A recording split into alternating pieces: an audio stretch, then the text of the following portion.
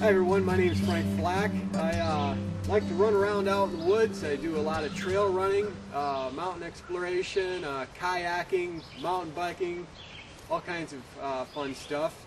And today I'm going to show you some of the things you'll want to have with you for first aid safety. Like I said, we're talking about first aid today. This here's the pack that I carry my entire first aid kit with me. I always have it packed in this. So no matter where I'm going, I can transport it pretty easy. You know, whether I'm going between my hiking pack, if I need to carry it in my cycling gear, or if I just need to throw it in the kayak, I've always got it here and ready to go. It's always packed, it's always in this, so I know to grab this before I head out the door. Alright, like I said, basically this here's my first aid kit. You'll notice that on the outside it doesn't look entirely waterproof at all. However, when I open her up and I get my gear, first aid equipment out, it is waterproof. I swear by the Ziploc bags. Ziploc bags, they've never let me down before. I take them whether I'm whitewater or whether I'm out in the middle of the desert. They tend to keep things very, very dry, even when regular manufactured waterproof bags have let me down. So I always put my first aid gear in a Ziploc bag. Inside of the main Ziploc bag, I also have everything else further broken down into other Ziploc bags in the off chance that the exterior one does fail me. Wet first aid gear just isn't going to help you at all, so I try to keep everything as waterproof as I possibly can.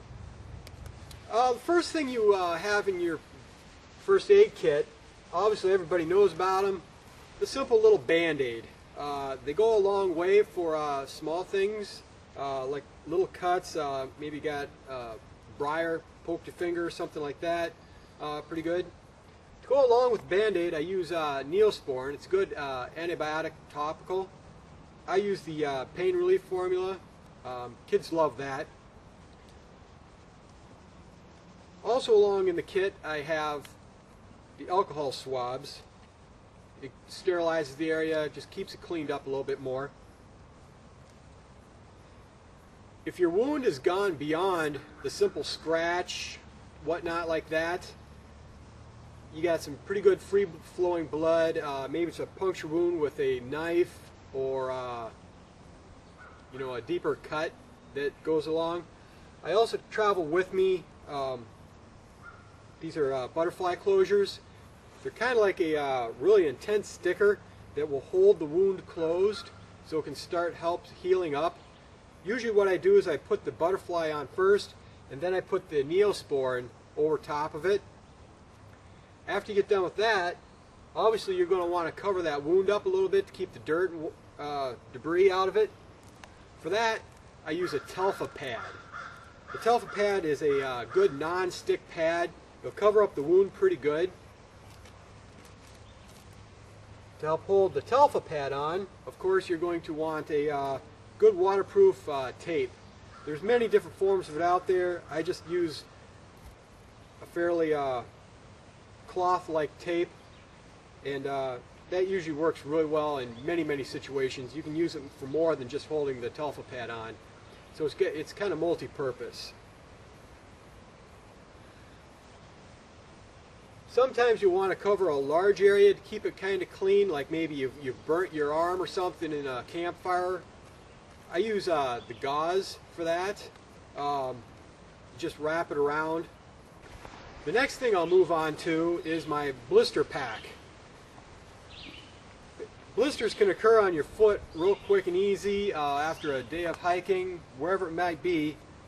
You want to get those blisters taken care of, otherwise you can really make a miserable hike or paddle or whatever the heck it is for you. One of the key parts is the mole skin.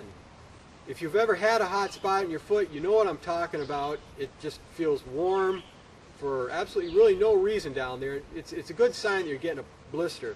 So what I do is I cut the mole skin to roughly the same area as the hot spot, and it's got an adhesive back to it.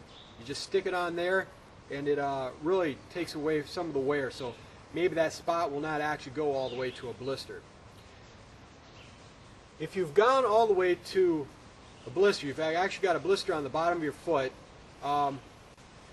Usually what you're going to want to do is pop the blister and then get some sort of padding over it so it doesn't keep rubbing. You're going to want to have a fairly sterile needle. I always carry a needle with a little cork end on it. I always sterilize the needle first with my alcohol swab and then puncture the blister, let as much of the fluid weep out as I can, and then I cover it up with an actual blister pad. It's a specialized bandage that helps really reduce the friction over the blister.